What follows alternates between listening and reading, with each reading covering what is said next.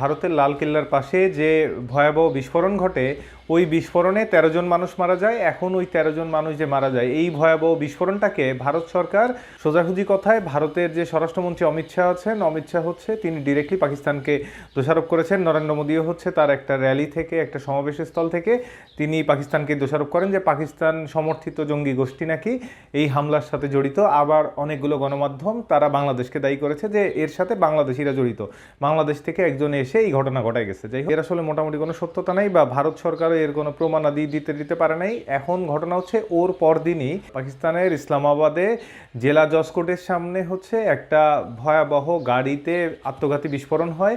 ওই যে ঘটনাটা, এটা নাকি তাদের ইন্টেনশন ছিল যে কোর্টের মধ্যে এমন ঘটনা ঘটাবে। পরে কোর্টের সিকিউরিটি এত টাইট ছিল যে তারা ভিতরে কিছু করতে পারে নাই, পরে বাইরেই বোমা বিস্ফোরণ হয়। তো ওইখানে টোটাল 12 জন মানুষ মারা যায়। আর ওদিকে পাকিস্তানের আফগান সীমান্ত, আর আফগান পাকিস্তান সীমান্তের কাছে একটা ক্যাডেট কলেজে আর একটা বিস্ফোরণ হয়। তো এই যে দুইটা বিস্ফোরণ পাকিস্তানের প্রধানমন্ত্রী এবং পাকিস্তানের পররাষ্ট্রমন্ত্রী সরাসরি ভারতকে দোষারোপ করেছে যে ভারত সমর্থিত যে জঙ্গি গোষ্ঠী আছে বা বিচ্ছিন্নতাবাদী সংগঠন আছে, তারা এই ঘটনা ঘটাইছে। ভারত পাকিস্তানকে উত্তাল বা উত্তপ্ত করার জন্য এই সব কার্যকলাপ করছে। আর একটা জিনিস যে ইরানের এক গণমাধ্যম থেকে একটা ভিডিও দেখলাম, সেটা যে ইরানের এক অখ্যাত গণমাধ্যমই, সেখান থেকে দেখলাম যে পাকিস্তান বর্ডার এরিয়াগুলোতে সিকিউরিটি বাড়াচ্ছে বা বর্ডার এরিয়াগুলোতে সেনা মুভমেন্ট বাড়াচ্ছে। তো এইটা কি আসলে মনে হইতেছে যে ভারত পাকিস্তানি যে অপারেশন সিঁদুর হইল কিছুদিন আগে, ভারতের অনেকগুলো জেট টেট ফালা দিল পাকিস্তান, এমন একটা ঘটনা আবারও ঘটতে যাচ্ছে। কারণ পাকিস্তানের সেনা মুভমেন্ট বর্ডার এরিয়াতে বেশি বাড়ানোর কারণে এই জিনিসটা তো ধারণা করাই যায় যে হয়তো ভারত পাকিস্তানের মধ্যে খুব তাড়াতাড়ি আবার একটা সংঘাতের, ভারত পাকিস্তানের এই যে বোমা, দুই দেশের দুই বোমা বিস্ফোরণ ঘটছে। তো এখন এইটা একটা সেনা মুভমেন্ট যেহেতু পাকিস্তান করাচ্ছে, ভারতও করাচ্ছে কিনা এটা তো আর ওইভাবে সংবাদে আসে নাই। তো বোঝাই যাচ্ছে যে একটা কিছু হয়তো হতে চলেছে যে ভারত পাকিস্তানের মধ্যে। কারণ যে নিজেদের ফায়দার জন্য বিজেপি সরকার অনেক রকম ব্লাস্ট অনেক ধরনের ঘটনা ঘটায় টাটায়, এইগুলো পুরাপুরি পাকিস্তান না হলে ইদানিং দেখতেছি আবার বাংলাদেশের উপর দায়টায় চাপানোর একটা চেষ্টা করতেছে।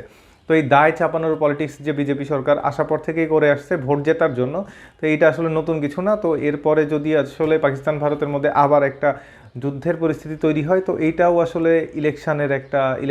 ইলেকশন ক্যাম্পেইনের মতোই বলা চলে।